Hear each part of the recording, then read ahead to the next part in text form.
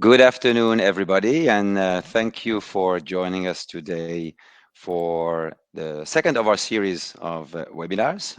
We've done a first one a couple of weeks ago on data democratization, and today we're going to focus on accelerating Industry 4.0 with no code. And today I have the great pleasure to have a guest speaker. Her name is Claire Jolimont. She's the CEO of a company called Pinkflow, and Hi Pinkflow is everyone. also Hi. And she's also offering a no-code tool, which includes actually Baserow as part of our solution. So she's going to take the second part of today's webinar to go and dive into very specific customer case studies around how no-code has helped accelerating digitalization within manufacturers. So she will come in the second part of this webinar.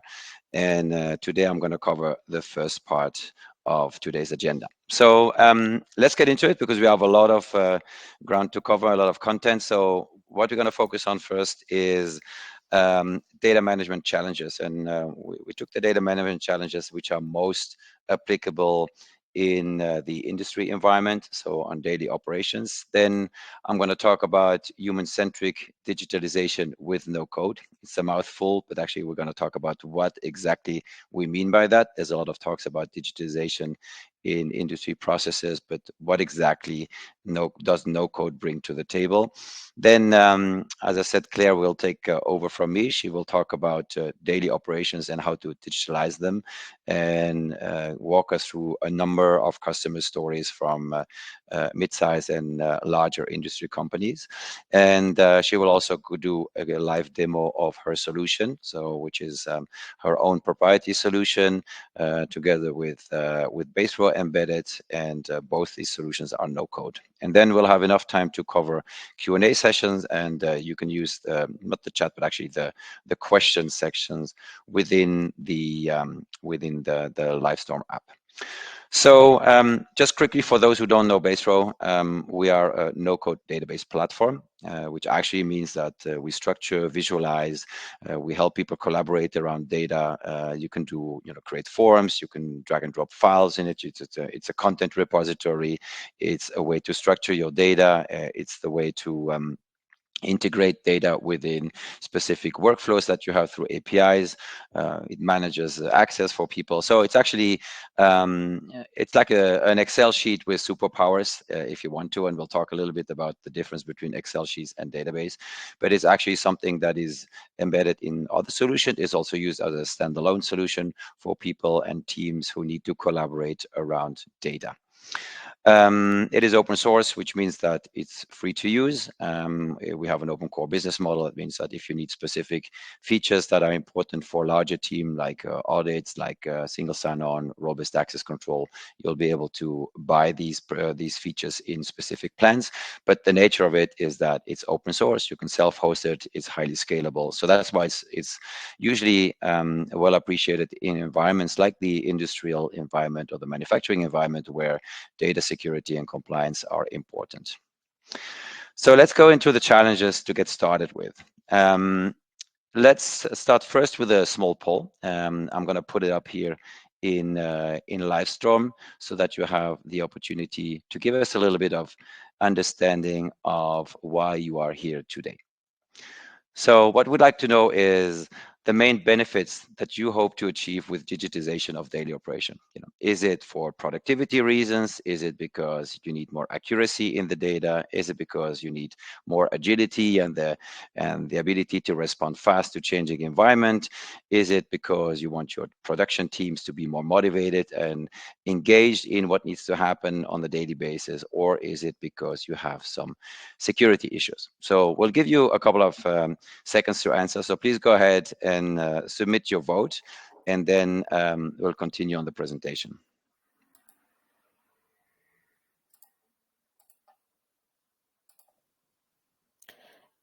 It works from my side, so I think there is no problem.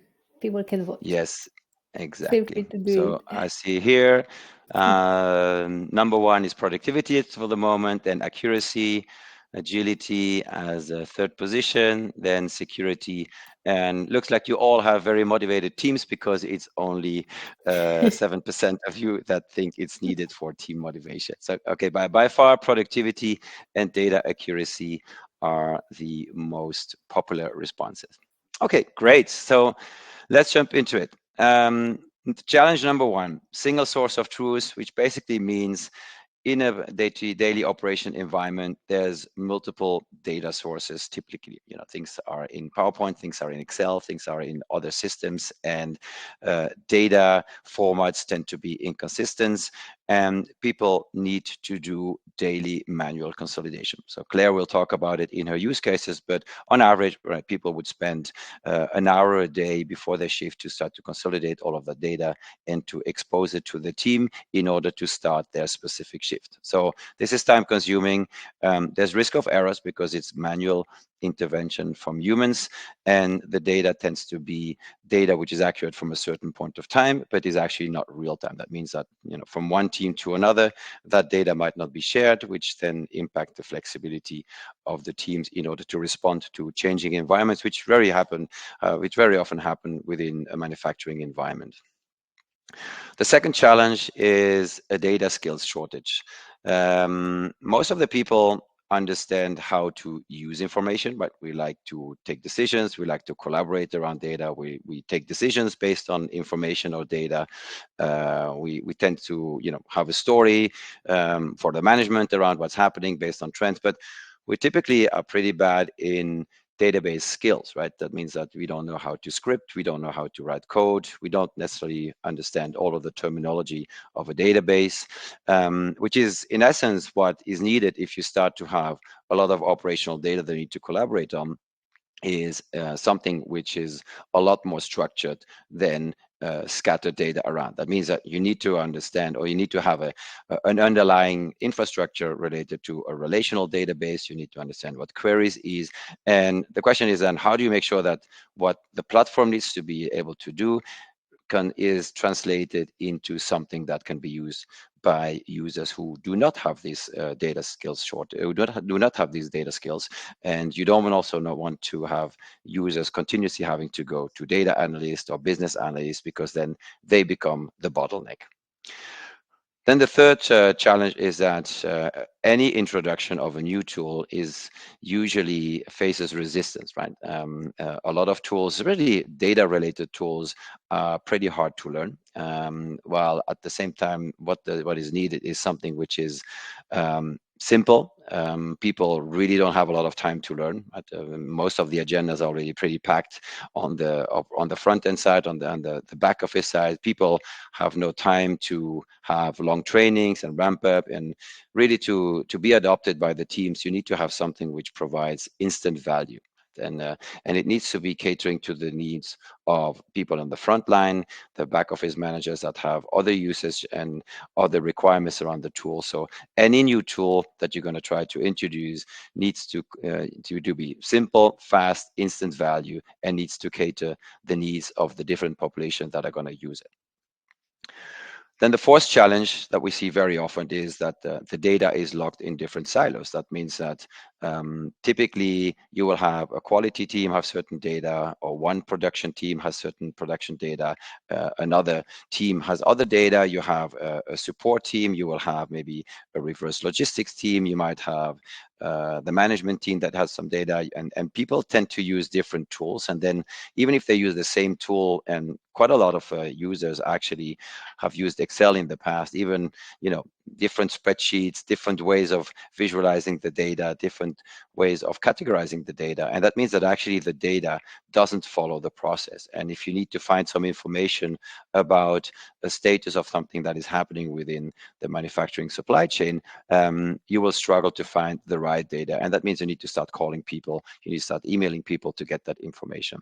So that is actually a real issue, whereby on one hand people try to protect the data to make sure that it doesn't leak out by the people in the teams, but at the same time the ability to access the data from different departments and have a single source of truth where the data is constantly following the process is an issue. Then security and governance is another issue, whereby we see that data that's floating around in operations teams is often unmanaged. That means that spreadsheets do not have the same governance as a database. You don't have roles and permission. There is sensitive data which is being captured, and Claire will talk about incidents, quality issues, people that have an injury. So this type of information needs to be captured, but also needs to be auditable. You need to be able to trace it back. And a lot of the manufacturers, if not all of them, have certain certifications and compliance that they need to adhere to, be it ISO certifications, be it GDPR, or any other certification. And it very often has to do with how you treat data and how you treat data within certain situation within your company. And then the last challenge that I want to highlight today, and there might be others, but in the interest of time, we're going to focus on these six, is about the data capture. A lot of the data capture is inconsistent. Like I mentioned, it's in different formats. So it very much doesn't look as the screenshot I'm showing you here, which is a screenshot of Baserow, whereby the data is very structured, whereby everything is categorized into a certain way so that you know that the data that you're receiving from your users is actually consistent and you can do something with it and everybody is talking the same language. So I mentioned Excel a couple of times. So Excel is a great tool, and it's been is used probably on a daily basis by a lot of people. But it's quite different from a database. So I just want to spend a minute on showing you the differences. We wrote a nice blog around it, and if you want, you can come to our website later on and look for that blog. But basically, to understand the difference between a database and a spreadsheet, you just need to think about 6 aspects. One is the security aspect, whereby a database will always be superior from a role-based access control, from an audit trail capabilities.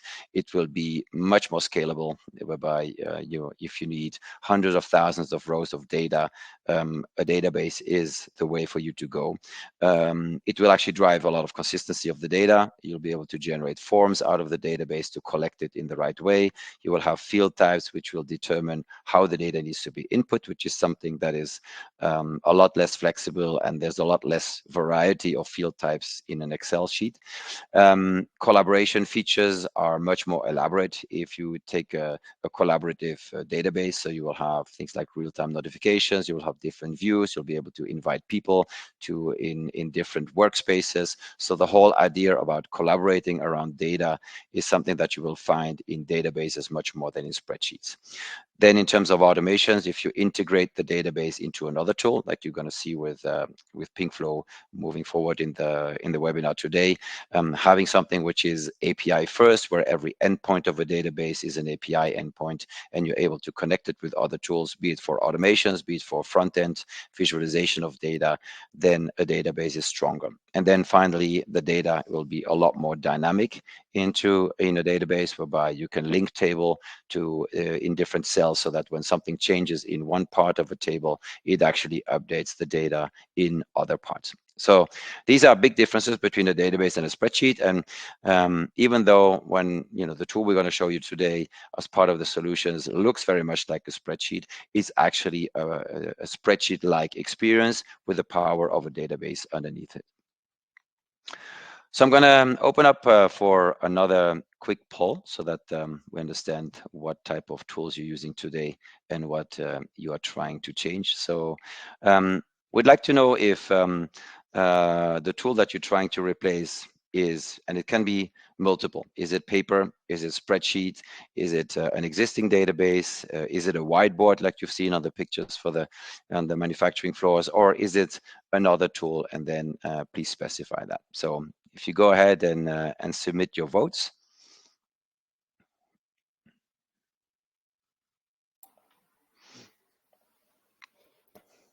Here we go. Because like spreadsheet is getting higher. Spreadsheet is still, exactly.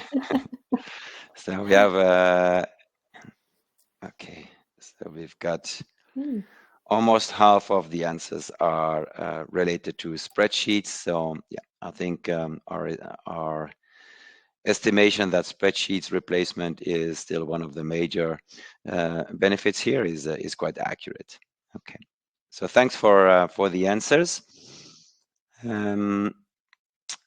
Then let me switch to the next topic before I pass it to Claire. So we talked about human-centric digitalization with no code. So what do we mean by that? What we actually mean is that in any organization, and manufacturing companies are no exception to that, the actual understanding of the data needed, of the process that the team is going through, what information people need, the way that people collaborate, when they need the information, in which view they need it, is actually sitting with the people on the left side on this slide here. So these are the people that are in the business. There would be plant managers, there could be quality managers, there could be customer support teams, there could be safety managers or compliance managers, or actually the workers on the field. You know, very often they are the people that know exactly how to do best their job.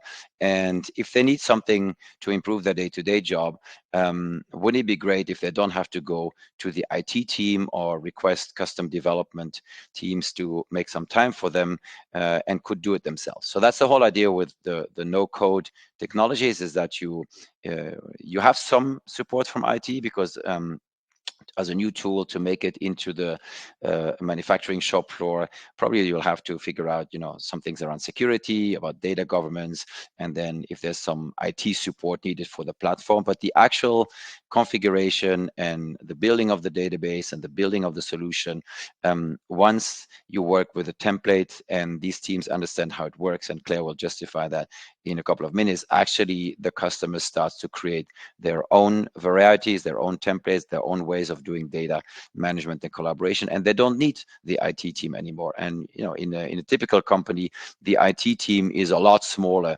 than the business team here on the left side. So when we say human-centric digitalization, we actually means that you put back the power of building and configuring the exact tool that a business team needs in order to do their business in the hands of the business, right? And of course, there is code. You know, the software platforms all have code underneath it. You know, it's especially even better if it's an open source platform, because if your IT team wants to have access to the code and maybe make customizations or understand what is under the hood, they can access to that. But the actual users, because of the no-code nature, do not have to be developers, do not have to be database savvy. All they need to do is to understand which data they need, what the process is, and how they want the data to be visualized and how to collaborate on it, and then they'll be able to do that independently. So in terms of benefits of no code, and this is not just specific to the solutions that we're going to illustrate today, but in general, no code allows, you know, operations team to determine what the software should do. There's no need for IT to develop custom software. It's extremely flexible. That means that in terms of configuring the way that the data need to be captured and visualized, the business team can do it in any shape or form that they would like it.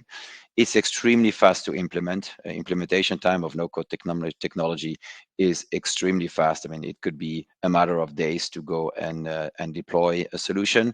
Typically, it takes a couple of weeks, maybe months, because of the, you know, understanding of how you want to do it. But once you've decided to do it, it's actually super fast. And then, if you are, you know, with solutions that allow you to host the data where you want, you actually also meet your security and compliance needs. So here's another quick poll that I would like to launch. So I'd like to hear from you, how many people in your operations need to collaborate on data. You know, is it rather a small portion, like 2 to 25 people? You know, if you think a bit broader, maybe if you're a head of production, you know, don't think just your team, but just think maybe a number of teams that are involved in sharing and collaborating in a manufacturing plant. So give maybe an idea about the number of people that needs to collaborate on data.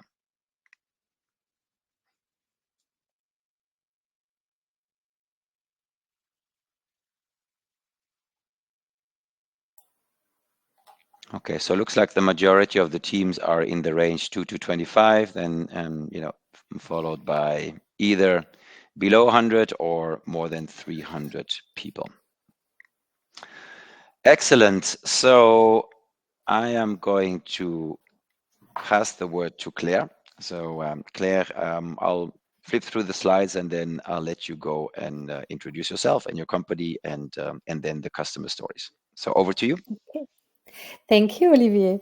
Well, I hope you are still with us, and I'm happy to introduce you to PinkFlow. So, what we're going to talk about is that we are a partner of Baserow, and we use Baserow in the manufacturing world. So, maybe it's a question we should have asked if you are from which industry do you work in.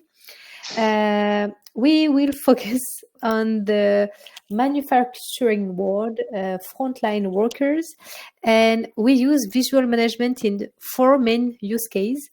So most of it will be on daily visual management, which is a broad use case, because we will talk about different information on security, quality, performance, on improvement with action plan or incident.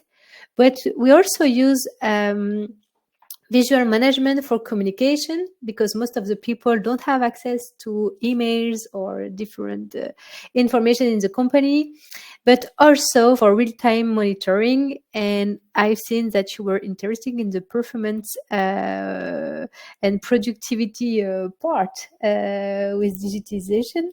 So we will talk also about that.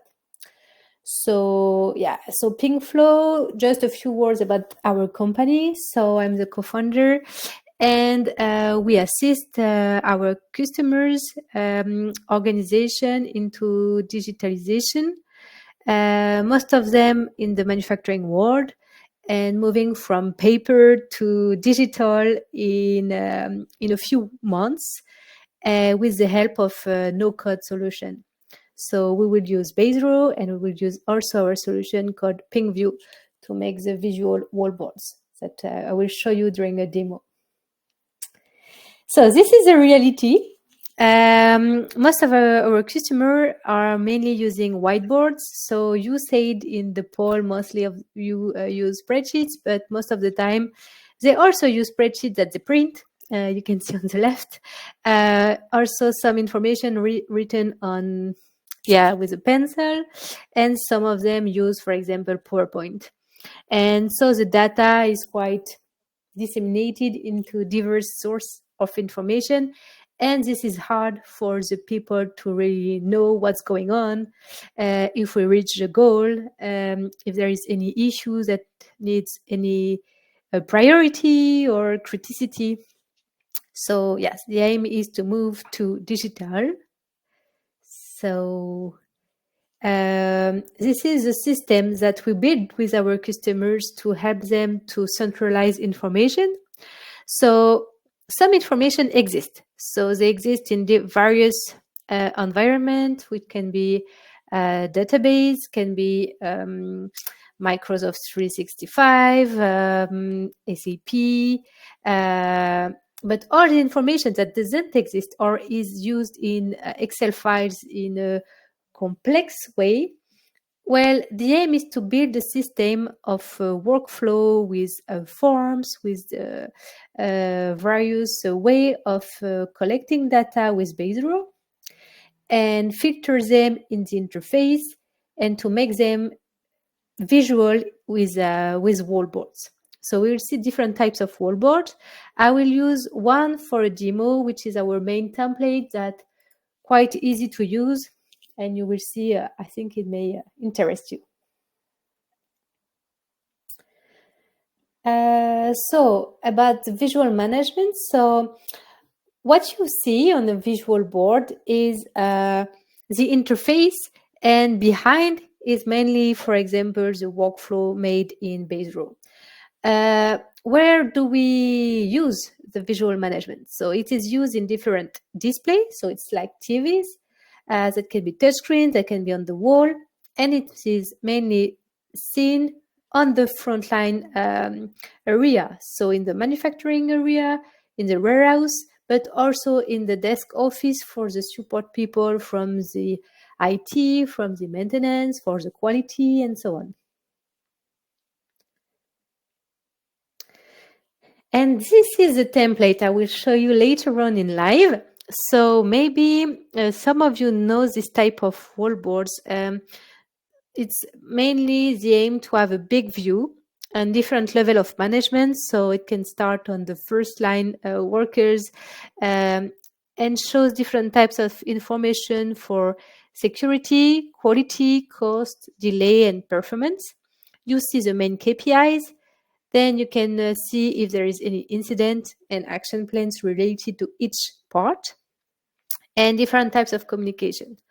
So what would be interested in the demo that you will see the big picture of the wallboard, see how we can interact with it, how we can collect information with the forms from Baserow, and you can collect the data on the form from your smartphone or directly on the screen.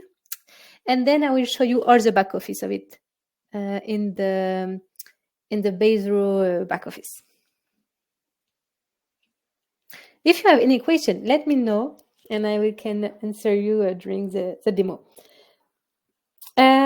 So we thought with Olivier that would be nice to have some real example in the manufacturing world. So this one, Araymond, it's a French company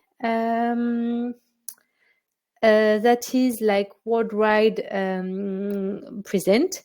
Here you can see that this is the French factory, but the solution is used in various countries in Europe, but also in the US. And we are launching one in India this week. So this is really a worldwide use case. And we assist them to move from the whiteboards to the digital interface where we centralize different types of information. It's a different template than the one I will show you, but this is one use case. We also show real-time information on their production in progress, and also in the communication information at different level to the strategic board with Baserow. This one, Groupe Atlantic, is also another French company specialized in the heating, thermal comfort. So they have, I think, like 30 different plants. And here they were, this factory, this one based in north of France, were like using mostly a standardized PowerPoint with diverse information coming from the machine, from the different IT system, but they needed a solution to centralize all the action plans, but also all the data to collect on the field, like we said in the lean world, the Gemba work or audit. And that's how we brought Baserow in the back office of the interface. And you can see some example of the different types of wallboards. And we also use the solution to create the communication board at the entrance and the visitor welcome. Alors, this is the last one, I think, Olivier, for the use case. So this is a Finnish company, Metso Otoutec. This one is specialized in the machine fabrication for mining. So these pictures have been taken in the factory in France, and same thing, we are moving from whiteboards with a lot of printed data and also different information on the status and the progress of the production. So everything is moved now into Baserow. That allows us to create the real-time interface on like 10 different screens on the different unit of production, and then everything is compiled. Yeah. Is combined to have a big view of what's going on in the factory. Great. So I think there's a very common theme here, which is basically like you all saying in the polls. You have spreadsheets, you use different types of templates. You print it out. You have to consolidate. You put it on a board. You rally the teams around it. You discuss the top 5 priorities, top 10 priorities, and then you do that. You have to every imagine day. that they do that every day, multiple times for each shift, and different people. So it's a lot of hours that are taking doing that work. So what would be good is to see maybe Claire in real world. Maybe you share your screen of how this actually looks from a backend. So because obviously where is that data actually organized, and how do people do that? Can they do that themselves? And then the exposing in the front end with the screens, then that definitely is the way to interact. And maybe how do they scan with the QR code? Can they do it with a mobile? So how do I, when I'm a worker, how do I interact with the solution? And if I'm more a manager or plant manager, how do I interact maybe with the backend with the solution, which is more the database solution? I think that would be really interesting to hear. So yes, so now I think you see my screen. So this is a wallboard that can be shown in a touchscreen interface, touchscreen TV. And as Olivier said, this is where everyone meets before starting, for example, the production or during the day to see what's going on. So you have different types of information. So for example, on security, you can see the different type of incident there is, the records, maybe also the good practice that you can have. So for example, if you have an issue, I can say sorry, it's in French for the form. So here you can scan the QR code with your mobile or with a tablet.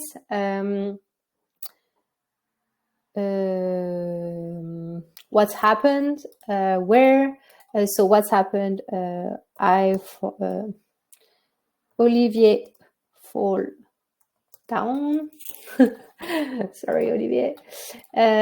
What is expected, you can upload a list of different file, picture of document and send it. So this is more to change the different good practice here, but you can also create an incident. So for example, today at 1, so there was a fall down. I can write different notes due to water on the ground. This was not a very critical incident. It appeared here, and I can upload also a picture in the form. And here you see in real time that the incident is here, appears, and I can link it to an action plan.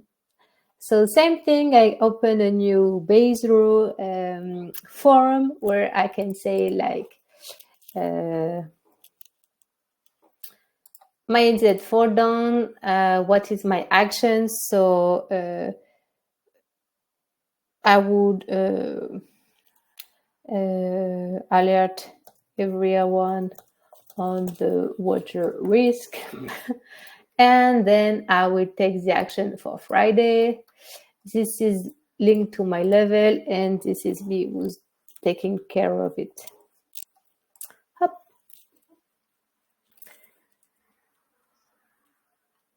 And then when we focus in different parts of the wallboard, I could see the different types of information that here are on my level and are due for Friday. So what I've just written here is I alert everyone on the water risk. And I can also open this form and change it. Here you can see different types of information, but we can also upload different picture, highlights, PDF, and we can move into different interface and different data, for example, here. So all the data comes from Baserow. but are linked into our own visual dashboard solution called PingView. So it's really like a partnership that we made with Baserow for the visualization and the database back office. Olivier, what do you think about going back to the back office of Baserow to see how it So works? yes, maybe yeah, we can do that. At the same time, I also want to just there were a couple of interesting questions. So Okay. Jack is actually see, hey, I see you use Airtable for forms, which is not the case, but actually it's a good story. Maybe Claire, you maybe want to explain a little bit where you're coming from, right? You used to work to Mm-hmm. have all that data in Airtable, and ultimately you moved all of your customers from Airtable to Baserow. Why is that? Why did you choose to do that? And what's the benefit maybe for you as a company? What's the benefit for your users? Okay. So we discovered Baserow because we were using Airtable before Baserow, and the main issue for our customers that every or the data were stored in the US server, and we didn't really own the data. So we were looking for real partners that can help us to have like a self-host solution and real security and compliance in terms of IT and data data security. So we started this partnership with Baserow like 1 year ago, more than 1 year ago. And we slowly moved our customers that were using Airtable to Baserow. So now we don't use Airtable anymore. Yeah, and also I think from a partnership perspective, it's also a question of being able to build a business on on not on Airtable, on Baserow. So right, having the having an open source MIT license, which allows companies like which are creating software embedding Baserow to actually have a business and sell it to their customers, and having a support relationship with us is something that works, and that's not something that's Yes, possible with typically SaaS typical. companies. And I think that's mostly for the customer. It's important because they have one point of contact, also one point of contract, and then that's otherwise it's confusing. They need to go for support to one SaaS vendor, which was Airtable in the past, and then for other points of support to go to PingFlow. Now they go to one party who has the entire responsibility of the software end to end. And then there's another question for you, Claire, and then you can actually maybe do a quick walkthrough how the backend looks. Is around how the dashboards are produced. So it's a question from Michelle. He's asking, is this actually some feature in Baserow, or is it a feature from PingView? So I guess the answer. I know the answer is that's your proprietary way of doing it in exposing the data. But Claire, maybe you want to answer that. How do you actually visualize then that data that it comes out of Baserow into these different I think you call them templates in PingView? Yeah. Yes, so we use very Baserow as a database. So the aim is that we help different people to, instead of writing on a board, write into a form with their smartphone or on the screen. And this data that is all structured here in the table, we will connect it to our own solution of dashboard that is called PingView. So we edit this solution. This is also a no-code solution for a display management. And we use our own widget of visualization for PDF, for different graph, or different pipe. So our customers are really looking for the power of the two solutions combined. So we have structured data, but also nice visualization to make it clear for the frontline people. Is it clear, Olivier? My answer. I think it's super Yeah. clear. I think this is something that obviously we have regular demands around data visualization. So but this is something that we might do in the future, right? But in a different way. I think this is really also the the expertise of PingView, whereby the way to represent the data is also a way that the workers will recognize, right? Because it should not be you cannot put a solution like, I don't know, Monday.com or Workday, something which is completely different from a project management perspective to people that are used to a certain way of seeing the data. And come back to my point earlier: is you introduce your new tool, it has to have instant value, it needs to be super recognizable, almost no training needed, and people need to be able to use it from day one, right? And that's, I think, the strength of the PingView solution, is that it actually takes the data which is structured. And maybe, Claire, you want to expand a little bit your screen, because it's really small letters. I don't know if you can zoom in a little bit, but that data, and I think on the call there's quite a few people that also understand already databases and Baserow. The data is structured in the way that it needs to be structured. You see these SQCDE, so security, quality. I don't remember what the C stands for, but See uh, cost. yeah, cost, exactly. And then and then you see all of these categories, and that's actually how the database is structured. And then through the APIs, because every endpoint is an API, the API actually feeds the data into the ping view, which is a PingView. way of displaying that information in the way that the teams want. So the good thing is the team can decide together with PingFlow what screens do they want, right? It's almost like decide, okay, I want these widgets with that information displayed this way. The teams can build the database the way they want. Now they can use the templates that PingFlow is building for them, but then they can build new templates, right? So they know how to do it because both tools, once implemented, are no code. You put back that responsibility within the operations, and they can do the front end no code, and they can do also the back end. Maybe, Claire, I think for everybody, it's kind of clear how the back end and the front end work. I think we want to take a little bit of time to cover some of the questions here. So there's some good questions. So here's another question from Christian: how did you realize the data changed with opening the form again with the values filled out? Is this a Baserow feature? I don't know. I think it's you do that with N8N, no? Yes. Yeah. So because some of the people on the front line don't have any emails, so they can't have an account on Baserow, and it was important for us that they can just change the date or the status of the action from the screen without going back to the back office. So we used N8N, yes, which is very powerful, and also the security cross that you've seen.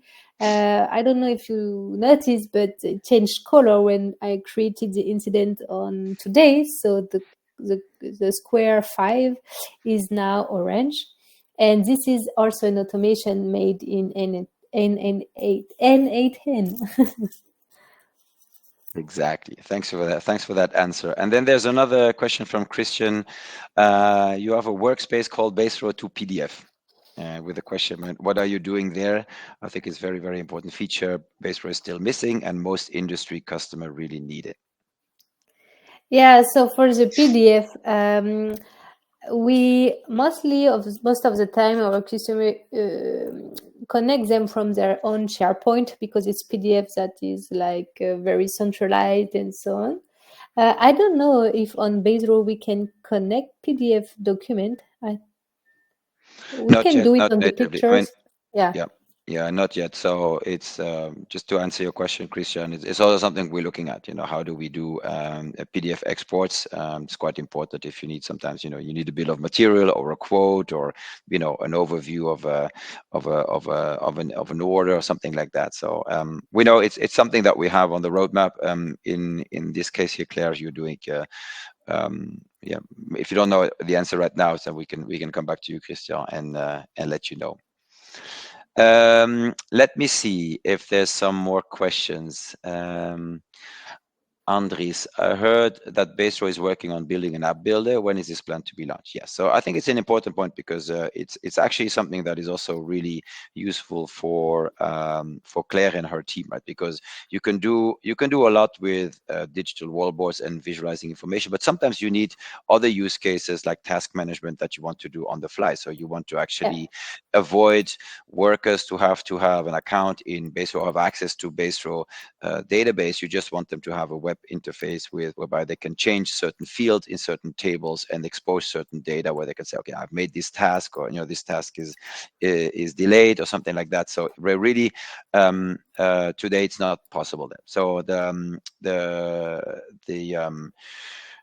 planning is as such, right? So we're launching, we have a private beta, which is early January. So we have 20 people or so that are in that program, that different customers that are giving us input on the use cases, the features that are still missing, what we should build in 2024.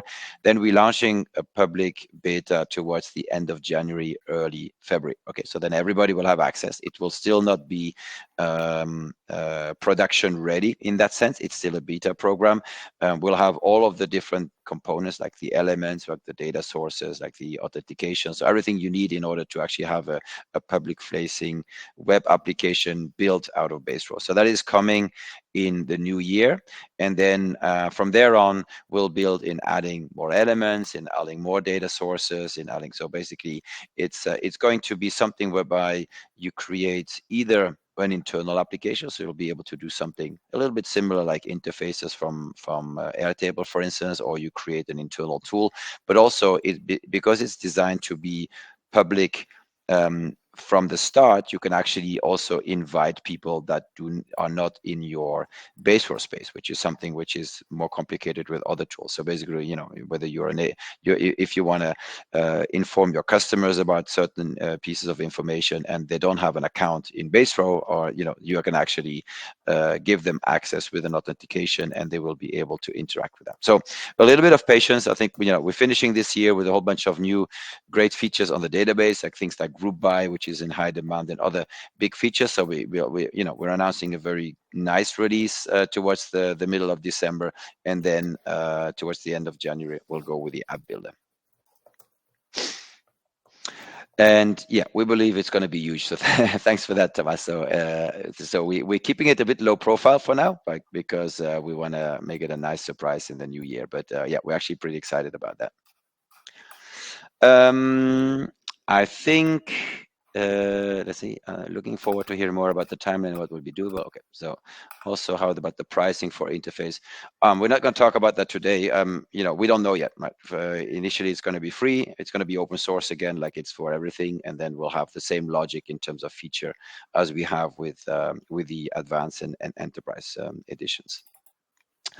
Okay, so I think we covered most of the questions. I'm just gonna, if it's okay, Claire, I'm gonna take back the hand here and then go towards the last part of the presentation. Yeah. So let me maybe just do one more poll before we close it. So I'll just go here and publish that. So I just would like to understand if you have a data collaboration or data management project coming up in the next couple of months, okay, next 6 months. So it would be nice to hear, are you in projects, what is the theme that we discussed today? Is this relevant or applicable? Are you here more for general knowledge and curiosity? So that would be interesting for us to understand.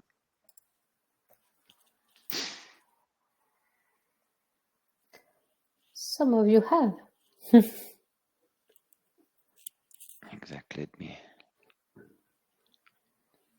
actually see. Okay, perfect. Okay, so we're running out of time, so I'm going to speed up a little bit here, just to, you might wonder, how do I start with this? If you're in daily operations, you think, okay, these are some of the interesting ideas. How do I start? Here's some recommendations. They're not, don't have to follow them, but this is just based on real cases and real life experience. So typically, just take one use case and try to map up the workflow. It could be daily operational data, could be order tracking, could be something related more to customer support. But just take one process that you think, okay, this is a good one to test it with. Then we really recommend to start with the database tool first. As you see, everything starts with the way that you structure the data. So, there's a bunch of no-code database tools out there, right? We don't say that you have to go for Baserow. Go and look around what's there, and make up your own opinion. And I think a good data structure will be the foundation for everything that you're trying to do there. Then build a workspace for your team, structure the data the way you want it. Use the different types of field, build the views that makes more sense. Whether it's a Kanban view, a grid, whether you need to have forms in order to input data. Then start with a small number of test users. Maybe start with the templates. So if you are interested to some of the templates related to manufacturing, Claire has a bunch of these, and we'll be happy to share some of these. Then drive the collaboration in the database, right? During the test period, make sure that you only use that database, you only use that visualization, so that people get really used to work within the collaboration features of the database. Then, if you're a manager, share these successes in a management team meeting, right? See what it does with your team, what it does in terms of the time that it saves you. And then I would say, don't worry about the budget now, worry about it later. Prove the value first, test it, see if it makes sense. And then typically budget is something that, especially on the type of tools that we're talking here, you're very far away from some of the much larger budgets that you need for IT projects. So where to find us, for those who know us, where to find us on social media. I also recommend to check out the website from Pinkflow, right? There's a lot of information about what was being covered here. If you have any questions, if you want to have a meeting with Claire, do not hesitate to reach out to me. I can definitely introduce you. She'll also get the information about everybody who's on that call. So if you want to have a more deeper conversation about that end-to-end solution from Pinkflow, which is called PinkView, and Table, which is the branding name for Baserow in their organization, then feel free to reach out. All right, so I think this covers the timeline for today. I would like to really thank everybody for attending. I hope it was useful, and wish everybody a great day, a great evening, and thanks for attending. And Claire, a very, very big thanks for coming to join me today. Okay, thank you everybody, and have a good evening. Bye-bye. Thank you. Bye, everyone.